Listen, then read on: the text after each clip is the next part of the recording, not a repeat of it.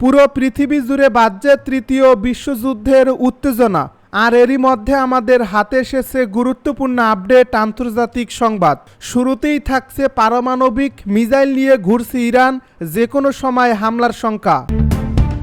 এবারে থাকছে মার্কিন সফরে নেতানিয়াহু, এবার এজেন্ডা কি? আরও জানাবো এবার তুরস্ক ইসরায়েল সংঘাতের আশঙ্কা। এবারে থাকছে সিরিয়ার তুরস্ক নিয়ন্ত্রিত ঘাঁটিতে ইসরায়েলের হামলা, আঞ্চলিক সংঘাতের আশঙ্কা। সব শেষে জানিয়ে দিব ইসরায়েলের বিরুদ্ধে জিহাদের আহ্বান। শুনছিলেন হাতে পাওয়া গুরুত্বপূর্ণ আপডেট আন্তর্জাতিক সংবাদের শিরোনাম, এবারে বিস্তারিত। তবে তার আগে অনুরোধ রইল ভিডিওটিতে একটি লাইক দিন এবং কমেন্ট করে জানিয়ে দিন ভিডিও সম্পর্কে আপনার মূল্যবান মতামত। আরও জানিয়ে দিন ভিডিওটি কোথা থেকে দেখছেন বা কোন জেলা থেকে দেখছেন। পারমাণবিক মিসাইল নিয়ে ঘুরছে ইরান, যে কোনো সময় হামলার শঙ্কা। মধ্যপ্রাচ্যে ফের বাড়ছে অস্থিরতা। সাম্প্রতিক সময়ে গাজা ও লেবাননের সঙ্গে ইসরায়েলের চলমান উত্তেজনার জেরে পারমাণবিক ক্ষমতা সম্পন্ন ইরান এবার সরাসরি মাঠে নামতে পারে বলে আশঙ্কা করছে পশ্চিমা গোয়েন্দা সংস্থাগুলো। যুক্তরাষ্ট্রের স্যাটেলাইট ভিডিও ফুটেজ বিশ্লেষণে দেখা গেছে ইরান তাদের মোবাইল ব্যালিস্টিক মিসাইল ইউনিটগুলো সীমান্তবর্তী এলাকায় জড়ো করছে। এসব মিসাইলে পারমাণবিক ওয়ারহেড বসানো সম্ভব বলে ধারণা করা হচ্ছে। বিশেষ করে শাহাব 3 এবং খোরাম শাহর টাইপ মিসাইলগুলো ইসরায়েল পর্যন্ত পৌঁছানোর সক্ষমতা রাখে। তেহরান বলছে এটি তাদের আত্মরক্ষামূলক প্রস্তুতি। তবে বাস্তবতা হচ্ছে ইসরায়েলের একাধিক সামরিক পদক্ষেপকে তারা সরাসরি ইরানের নিরাপত্তার বিরুদ্ধে আগ্রাসন হিসেবে বিবেচনা করছে। বিশ্লেষকেরা বলছেন হোমস ও দামেস্কে ইসরায়েলি ড্রোন হামলার জবাবে ইরান সরাসরি হামলার পথ বেছে নিতে পারে। এমনকি হিজবুল্লাহ ও অন্যান্য মিত্রদের একসঙ্গে মাঠে নামানোর প্রস্তুতি নিচ্ছে বলে জানা গেছে। ইরানের সর্বোচ্চ নেতা আয়াতুল্লাহ আলী খামেনি গত সপ্তাহে হুঁশিয়ারি দিয়ে বলেন, মুসলিম জাতির প্রতি আমাদের দায়িত্ব আছে, নীরব থাকা এখন আর সম্ভব নয়। এদিকে যুক্তরাষ্ট্র, ইউরোপীয় ইউনিয়ন ও জাতিসংঘ শান্তি বজায় রাখার আহ্বান জানিয়েছে। তবে ইসরায়েলও আগেভাগে হামলার সম্ভাবনা উড়িয়ে দিচ্ছে না। এই মুহূর্তে পারমাণবিক ইস্যু ঘিরে মধ্যপ্রাচ্যে যে যুদ্ধংদেহী পরিস্থিতি তৈরি হয়েছে, তাতে যে কোনো মুহূর্তে বড়সড় সংঘর্ষ শুরু হতে পারে, এমনটাই বলছেন প্রতিরক্ষা বিশ্লেষকেরা। মার্কিন সফরে নেতানিয়াহু, এবার এজেন্ডা কি নিয়ে? ইসরায়েলের উপর আরোপিত মার্কিন যুক্তরাষ্ট্রের শুল্ক প্রত্যাহারের আশায় ওয়াশিংটন সফরে যাচ্ছেন ইসরায়েলি প্রধানমন্ত্রী বেনিয়ামিন নেতানিয়াহু। মার্কিন প্রেসিডেন্ট ডোনাল্ড ট্রাম্পের সঙ্গে বৈঠকের মাধ্যমে বিষয়টি সরাসরি আলোচনায় আনার পরিকল্পনা তার। শনিবার ইসরায়েলি সংবাদ মাধ্যম টাইমস অফ ইসরায়েলের এক প্রতিবেদন এই তথ্য জানানো হয়। এ প্রতিবেদনে বলা হয়, এই সফর ইসরায়েল যুক্তরাষ্ট্র অর্থনৈতিক সম্পর্কে একটি গুরুত্বপূর্ণ মাইলফলক হয়ে উঠতে পারে। এছাড়া ফিলিস্তিনের অবরুদ্ধ গাজা উপত্যকায় চলমান হামলা ও উত্তেজনার মধ্যে এটি নেতানিয়াহুর চতুর্থ মার্কিন সফর। তবে চলতি বছরের জানুয়ারিতে ট্রাম্পের দ্বিতীয় মেয়াদে দায়িত্ব গ্রহণের পর এটি নেতানিয়াহুর দ্বিতীয় সফর। প্রসঙ্গত, যুক্তরাষ্ট্রের নতুন শুল্ক নীতির ফলে বিভিন্ন দেশে রপ্তানি খাতে চাপ পড়েছে বৈশ্বিক অর্থনীতিতে। তবে এই পরিস্থিতিতে শুল্ক প্রত্যাহারের দাবি নিয়ে ট্রাম্পের সঙ্গে সরাসরি সাক্ষাৎ করতে যাওয়া প্রথম বিদেশি নেতা হচ্ছেন নেতানিয়াহু। উল্লেখ্য, ট্রাম্প প্রশাসন ইসরায়েলের উপর 17% শুল্ক আরোপ করে, যা দেশটির রপ্তানি নির্ভর খাতে প্রভাব ফেলেছে। নেতানিয়াহুর দপ্তর আনুষ্ঠানিকভাবে সফর নিয়ে বিস্তারিত কিছু জানায়নি, তবে বার্তা সংস্থা রয়টার্সের সঙ্গে কথা বলেছে এমন 3 ইসরায়েলি কর্মকর্তা বিষয়টি নিশ্চিত করেছেন। জানা গেছে বৃহস্পতিবার নেতানিয়াহু ও ট্রাম্পের মধ্যে ফোনালাপ হয়, যেখানে ওয়াশিংটন সফরের আমন্ত্রণ জানান প্রেসিডেন্ট ট্রাম্প। এদিকে বর্তমানে নেতানিয়াহু হাঙ্গেরিতে সফররত। ধারণা করা হচ্ছে তিনি আগামী সোমবার হোয়াইট হাউসে ট্রাম্পের সঙ্গে বৈঠকে বসবেন। এ বৈঠকে মূল আলোচ্য বিষয় হবে শুল্ক প্রত্যাহার। মার্কিন সংবাদ মাধ্যম অ্যাক্সিওস এই সফরের খবর প্রথমে জানায়। তারা আরও উল্লেখ করে, এই বৈঠকে গাজা যুদ্ধ পরিস্থিতি ও ইরানের পারমাণবিক কর্মসূচিও আলোচনায় আসতে পারে। তবে সফরসূচি এখনও চূড়ান্ত নয়, কারণ চলতি সপ্তাহেই দুর্নীতির মামলায় আদালতে হাজিরা দেওয়ার কথা রয়েছে নেতানিয়াহুর। যদিও তিনি মামলার দিন পেছানোর আবেদন করেছেন। বিশ্লেষকেরা বলছেন, এই সফর নেতানিয়াহুর জন্য কূটনৈতিকভাবে অত্যন্ত গুরুত্বপূর্ণ।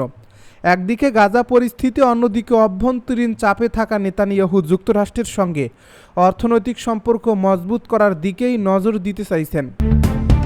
এবার তুরস্ক ইসরায়েল ভয়াবহ সংঘাতের আশঙ্কা। সিরিয়ায় তুরস্কের নিয়ন্ত্রণাধীন অবস্থানে ইসরায়েলের সাম্প্রতিক বিমান হামলাকে কেন্দ্র করে দুই দেশের মধ্যে উত্তেজনা বাড়ছে। এই পরিস্থিতি সামরিক সংঘাতের আশঙ্কা সৃষ্টি করছে। সিরিয়ার বার্তা সংস্থা MAAN জানিয়েছে, সিরিয়ায় তুরস্ক নিয়ন্ত্রিত অন্তত 3টি বিমান ঘাঁটি সম্প্রতি ইসরায়েলি বিমান হামলায় ক্ষতিগ্রস্ত হয়েছে বা তুরস্ক নিয়ন্ত্রণ হারিয়েছে। এসব ঘাঁটি সিরিয়ার প্রেসিডেন্ট আহমাদ আল সারার বাহিনীর সঙ্গে একটি যৌথ প্রতিরক্ষা ব্যবস্থার অংশ ছিল বলে ধারণা করা হচ্ছে।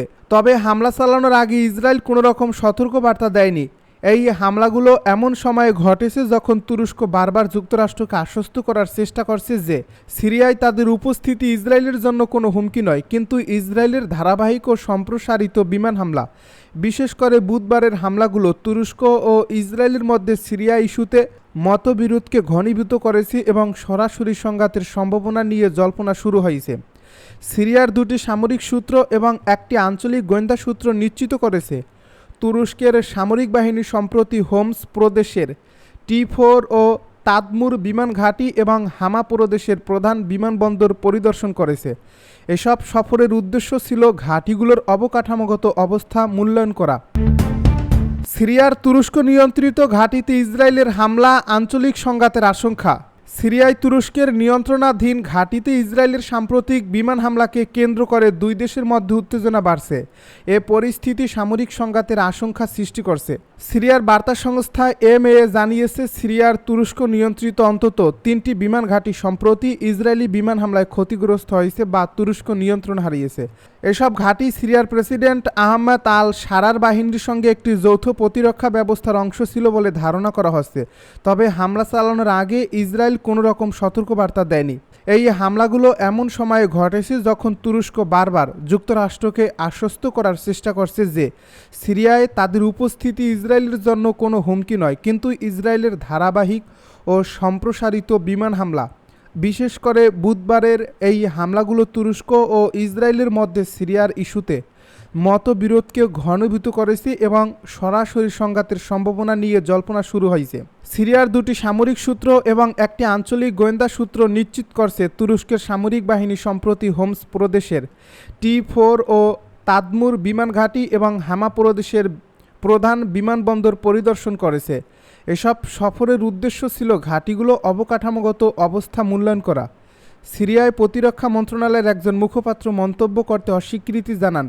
বৃহস্পতিবার তুরস্কের পররাষ্ট্র মন্ত্রণালয় ইসরায়েলকে আঞ্চলিক নিরাপত্তার জন্য সবচেয়ে বড় হুমকি বলে অভিহিত করেছে। শুক্রবার পররাষ্ট্রমন্ত্রী হাকান ফিদান রয়টার্সকে বলেন, তুরস্ক সিরিয়ায় ইসরায়েলের সাথে কোনো সংঘর্ষ চায় না। ইসরায়েলের বিরুদ্ধে জিহাদের আহ্বান। বিশ্বের সব মুসলিম ও মুসলিম সংখ্যাগরিষ্ঠ দেশকে ইসরায়েলের বিরুদ্ধে জিহাদ করার আহ্বান জানিয়ে একটি বিরল ধর্মীয় ফরমান বা ফতোয়া জারি করেছেন বেশ কয়েকজন বিশিষ্ট মুসলিম পণ্ডিত। অবরুদ্ধ গাজার বাসিন্দাদের উপর 17 মাস ধরে চলা নৃশংস ও নির্বিচার ইসরায়েলি হামলার প্রতিক্রিয়ায় শুক্রবার তারা এ ফতোয়া জারি করেন। মধ্যপ্রাচ্য ভিত্তিক সংবাদ মাধ্যম মিডল ইস্ট আই তাদের এক প্রতিবেদনে এই তথ্য নিশ্চিত করেছে। প্রতিবেদনে বলা হয়, এই ফতোয়া international union of Muslim scholars এর মহাসচিব আলী আল কারদাগি কর্তৃক জারি করা হয়েছে। স্থানীয় সময় শুক্রবার ফতোয়াটি প্রকাশিত হয় এবং এতে বিশেষভাবে গাজার মুসলিমদের বিরুদ্ধে ইসরায়েলের চলমান সহিংসতার বিরুদ্ধে আন্তর্জাতিকভাবে সমন্বিত সামরিক ইয়েমেনের ছোড়া মিসাইল ঠেকাতে আর্থিক চাপে এবার মার্কিনিরা। দুর্বল দেশ ভেবে 1 দশক আগে ইয়েমেনে হামলা করে বসেছিল সৌদি আরব। সঙ্গী হয়েছিল সৌদির মিত্ররা, কিন্তু মিত্র আমেরিকার অস্ত্র নিয়েও ইয়েমেনে জয়ের দেখা পায়নি রিয়াদ। দেশটির বিদ্রোহীদের সঙ্গে পেরে না উঠে শেষ পর্যন্ত লেজ গুটিয়ে পালাতে হয় তরুণ তুর্কি সৌদি যুবরাজ মোহাম্মদ বিন সালমানের বাহিনীকে। এবার সেই ইয়েমেনকে কবরস্থান বানাতে হামলা চালাচ্ছে যুক্তরাষ্ট্র। তবে কোটি কোটি মার্কিন ডলার খরচ করেও কাঙ্ক্ষিত সফলতা আসছেই না। সাগরে বিমানবাহী রণতরী নামিয়ে ইয়েমেনে যুদ্ধবিমান ও মিসাইল দিয়ে হামলা চালাচ্ছে মার্কিন বাহিনী।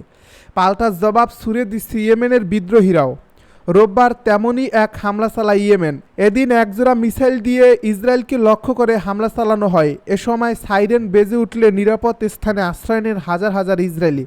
পাশাপাশি সক্রিয় হয়ে ওঠে ইসরায়েলি অ্যারো মিসাইল ও যুক্তরাষ্ট্রের থার্ড মিসাইল। গেল অক্টোবরে যুক্তরাষ্ট্র থেকে ইসরায়েলে একটি থার্ড ব্যাটারি পৌঁছায়। কয়েক মাস আগেই ইরানের ছোড়া মিসাইলে ক্ষত বিক্ষত হয়ে যায় ইসরায়েল। দেশটির নিজস্ব আকাশ প্রতিরক্ষা ব্যবস্থা থাকলেও ইরানের ছোড়া অত্যাধুনিক মিসাইল ঠেকাতে ব্যর্থ হয় সেটি। এরপর ইসরায়েলকে বাঁচাতে এগিয়ে আসে তৎকালীন বাইডেন প্রশাসন, অনেকটা ইসরায়েলের অ্যারো সিস্টেমের মতোই, তবে এর নকশা ও কাজের ধরন ভিন্ন। উদ্দেশ্য একই হলেও এই দুই ব্যবস্থার কাজের ধরন ও ব্যয়ও রয়েছে বিস্তর ফারাক। ইসরায়েলি অ্যারো সিস্টেম সরাসরি টার্গেটে আঘাত হানে না, তবে থার্ড সিস্টেম সরাসরি টার্গেটে আঘাত হেনে সেটি ধ্বংস করে দেয়। উভয় ব্যবস্থাই প্রতি ঘন্টায় 9 থেকে 10,000 কিলোমিটার গতিতে পৌঁছাতে পারে। থার্ড অপেক্ষাকৃত হালকা হওয়ায় এটিকে কার্গো প্লেনে করে যুদ্ধক্ষেত্রে নেওয়া যায়, কিন্তু অ্যারো সিস্টেম ফিক্সড থাকায় অথবা ট্রাকে করে নিয়ে যেতে হয়। সবচেয়ে বড় ফারাকের জায়গাটা হচ্ছে খরচের ক্ষেত্রে। অ্যারো ইন্টারসেপ্টর দিয়ে শত্রুর মিসাইল ভূপাতিত করতে খরচ হয় 20 থেকে 30 লাখ ডলার, অথচ থার্ড সিস্টেমে থাকা প্রতিটি ইন্টারসেপ্টরের খরচ গিয়ে দাঁড়ায় 1,20,00,000 থেকে 1,50,00,000 ডলার পর্যন্ত। অর্থাৎ থার্ড সিস্টেম দিয়ে একটি সূত্র টার্গেট ভূপাতিত করতে বিপুল খরচ করতে হয়। এত দামি প্রযুক্তি হওয়ায় কেবল সংযুক্ত আরব আমিরাত ও সৌদি আরবের মতো দেশে থার্ড সিস্টেম কিনতে পেরেছে। এমনকি ইউরোপের অর্থনৈতিক সুপার পাওয়ার জার্মানিও থার্ড সিস্টেম কেনার সাহস পাচ্ছে না। বিকল্প হিসেবে তারা ইসরায়েলের অ্যারো 3 সিস্টেম বেছে নিয়েছে। তাই অপেক্ষাকৃত দুর্বল দেশ হলেও যুক্তরাষ্ট্র ও মিত্র ইসরায়েলকে আর্থিক ক্ষতির সম্মুখীন করছে। এভাবেও যে একটি দেশের অর্থনীতিতে চাপ সৃষ্টি করা যায় তা ইয়েমেন করে দেখিয়ে